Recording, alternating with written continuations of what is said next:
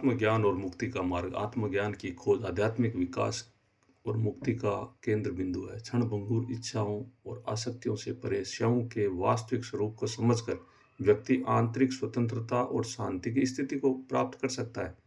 आत्मज्ञान में भौतिक वस्तुओं और अनुभवों की अनित्य प्रकृति को पहचानना और उसके अस्तित्व को शाश्वत और अपरिवर्तनीय सार पर ध्यान केंद्रित करना शामिल है। मुक्ति या मोक्ष अपने वास्तविक स्वरूप आत्मा की अनुभूति तथा भौतिक इच्छाओं और तृष्णाओं के परे जाने से प्राप्त होती है। इस प्रक्रिया में अस्तित्व की प्रकृति की गहन समझ, आंतरिक वैराग्य और आत्म जागरूकता का विकास शामिल है।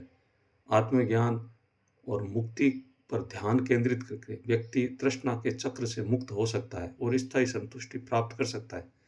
समीक्षात्मक दृष्टि से आत्मज्ञान और मुक्ति की खोज के लिए ध्यान को बाहरी उपलब्धियों से हटाकर आंतरिक विकास पर केंद्रित करना आवश्यक है।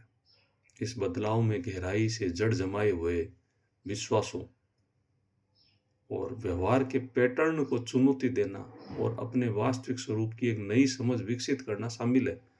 आत्मज्ञान का मार्ग प्राय चुनौतीपूर्ण होना है और इसके लिए निरंतर प्रयास और समर्पण की आवश्यकता होती है, लेकिन अंततः एक गहन आध्यात्मिक पूर्ति और स्वतंत्रता की ओर ले ही जाता है।